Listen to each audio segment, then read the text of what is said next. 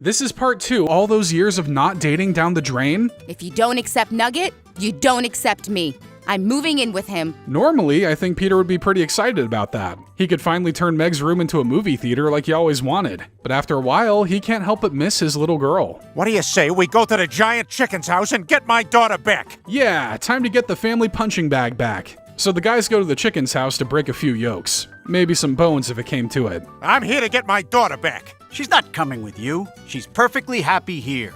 Yeah, kinda hard to choose between the house that beats you and the house that has eggs on deck every single day. Dad, I told you, Nugget and his family treat me better than you guys ever did, and I won't be coming home. So Meg stays put, but can't exactly subscribe to their family motto of hating Peter. Meg, either you hate your dad or you leave this house.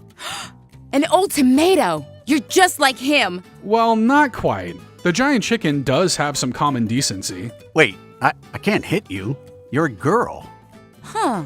Meg does not. So Meg kills the chicken and returns home, ending a fairly fun episode. We guess our main gripe is that there's never really a great reason for Meg to return home. Peter does little to express his regret for driving her away, which would have been a great way to show how he's better than the chicken. But other than that, the episode does pack some decent jokes and solid appearances from both a new character and some well-liked veterans like the chicken and Corey. It comes so close to being the best, but it should still be recognized as being one of the more notable episodes of the season. And our favorite of season 23 has to be Dog is My Co-Pilot, where Brian and Quagmire end up touring together after Brian averts a plane crash. So Brian's taken up a new hobby to further distract him from trying to be a writer. For the last week, Brian's been getting into some stupid flight simulator game. It's not stupid, and I'm fairly amazing at it. Oh yeah? What kind of DLC does it have? Battle Pass? Open world? A card collecting feature built into the game you'll look at once and never touch again? Doesn't sound not stupid to me. Elsewhere, Lois decides to gift Stewie her Easy Bake Oven from when she was a girl. I love trucks and dinosaurs. Oh my god, Rupert, I've always wanted an Easy Bake Oven! Hey, cooking is just as manly as anything else. I bet you Gordon Ramsay had one too, though I'm not sure if it also taught him all those colorful swears. And when Stewie starts cooking up some pizza, they catch the eye of Chris. You know, I feel like maybe you and I could open up a really successful boutique pizza place. Well, Stewie would need a guy who does nothing but still ends up sharing a lot of the credit. It's just the formula for a successful business. Elsewhere, Brian decides to take his flight game skills and apply them to real life. Yeah, I took what you said the other night to heart, and I've enrolled in a flight training school in Florida called Huffman Aviation. Hey, if that one kid could go from Gran Turismo gamer to professional racer, who says Brian can't do the same with flying? I do, because it's Brian.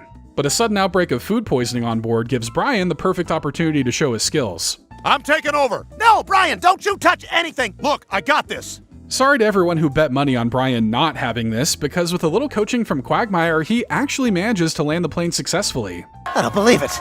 He actually pulled it off. You hate to see a dog like Brian succeed in anything, but you gotta hand it to him on this one. And not only that, but the city decides to honor Brian for his bravery and Quagmire for his sink pooping. Quite an honor for you two today. Is there a question in there? Honestly, Tom, I was just grateful to be on scene and able to help. Clearly, you can just tell that these two love being around each other, so why not send them on a press tour to tell their story? It'll be great PR. You saved a ton of lives. You're actually friends. Looks like someone hasn't made it to our Brian and Quagmire video yet. Somebody should pass that along before he loses a ton of money. Just so we get the on-screen labels correct, you're the one who landed the plane, and you're the one who pooped in the sink. Yeah, all it takes is one bad moment to ruin your credibility for life. Don't worry, Glenn, you're in good company with that Hawk Tuah girl. Meanwhile, Stewie and Chris's pizza shop has been a success, earning them a visit from Dave Portnoy. Who's Dave Portnoy? He's like if a high school athlete got one genie wish. Good enough for me. But what's not good is that the old oven is finally giving out.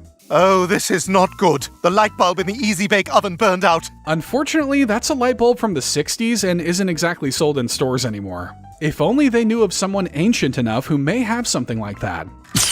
Oh, there you are, Jesse. You really gotta wonder if this pizza shop is worth getting scarred for life over. And while on tour, Quagmire's constant disrespect causes him to call it quits on being a pilot. Not only am I not getting the respect I deserve, but I'm the punchline in a story where you're the hero! The Matrix couldn't have thought up a more nightmarish world for Quagmire to live in than this. Time for him to hop on Indeed and apply to jobs that don't exist like the rest of us. Meanwhile, Stewie manages to steal the light bulb they need from Herbert while Chris shows off a little skin. They don't tell you this about running a restaurant, but this is actually a pretty fairly common business practice. But unfortunately, the Popo shut him down. Do you have a handicap access ramp? No?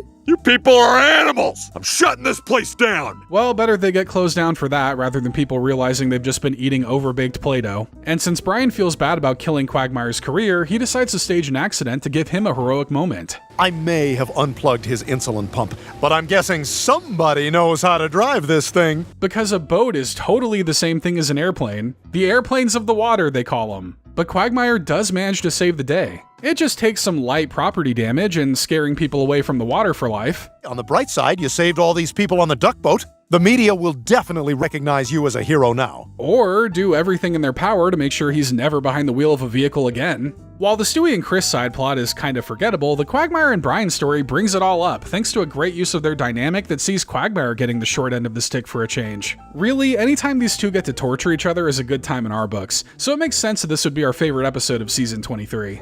And that's our final ranking. Be sure to let us know if you agree with our takes, and as always, like and subscribe if you want to see more great Family Guy content.